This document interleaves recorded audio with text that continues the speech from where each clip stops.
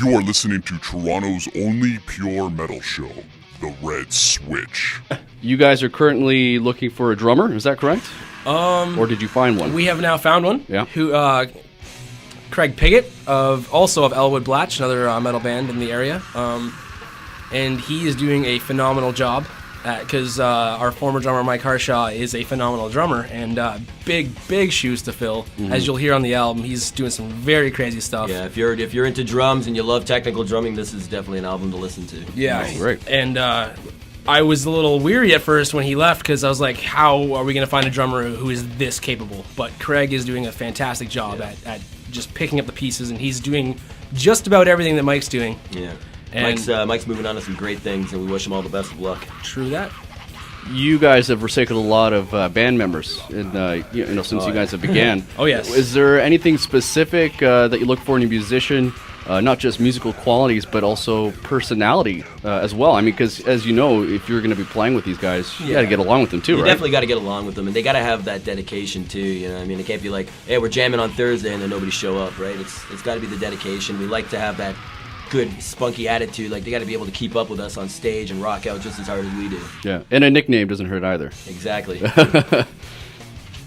What is the ultimate symbol of supremacy? I never really wanted to admit this, but because I wrote the lyrics to that tune, but I was working at a job pretty much where there's a certain piece of equipment that only the experienced people could use. It's lame that I wrote a metal song about this, but I would go to use this piece of equipment and someone would be like, "Hey, don't use, just go and do something in the back there," and I'm just like, "Oh, well then." Sorry. So, yeah, exactly. And so that piece of equipment became the symbol of supremacy. There's Only the supreme.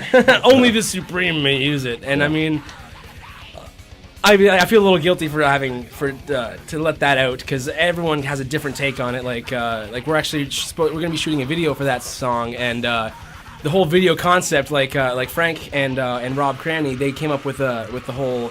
You go ahead and say it. Yeah, it's basically. You want me to go on about the video? Or? Go for it.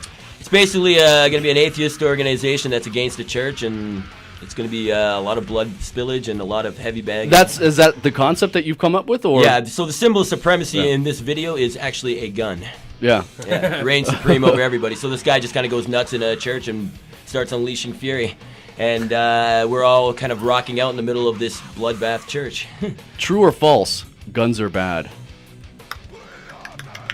You know, I think they're good. They're necessary to kind of keep the peace. It's the people. It's when guns are in the wrong hands that things happen. Exactly. They're a Depends on who's problem. using the gun. Like old people always say, guns don't kill people, people kill people. That's exactly it, Yeah. man. Like we need law enforcement and stuff to have guns in order to enforce the law. Yeah. So you can't say guns are bad, because we had no guns, it'd be anarchy and everyone just do what they want, because there's no. Well, we'd be killing each other with swords still, and I think that's all right. Yeah, there's nothing wrong with that. There's nothing more metal That's than a badass. sword fight. Exactly. Yeah. There you That go. was a battle when people used to like clash steel on steel, metal. Yeah. There could only be one Highlander. Yep. You guys, in mentioning that atheist concept, I've noticed there is, I guess, a little bit of, I don't want to say skepticism, but contemptuousness. That is even a word towards organized religion. Is politics something that goes through your music, or anti-established religion or anything like that at all? I'm not very politically inclined. Pardon me. Hold on a sec. Liquid lunch. Those pops, eh? Those pops are wobbly. But yeah, I'm not very politically inclined, and I don't know. I like, when it comes to writing lyrics, I just kind of pick a topic, pick a story, and I'm good with words. I like to kind of just get wordy with stuff. So I just pick a topic, the son of Satan, and I will write about it. My political, or my religious views, I don't know. I'm not very for organized religion. I think it's, I don't know, people kind of blindly follow it, but I don't want to offend anyone here. I just speak. No, it does make sense. In talking in an interview I had in the past with Henry Sadler of God to Throne, and I brought up the idea of many Christian metal bands out there that make death metal. And I asked him about his ideas on that, and he said it didn't make sense. It didn't make sense to him at all, and he didn't believe that organized religion as a whole made sense. Do you think that's a common thing with metal bands to be kind of,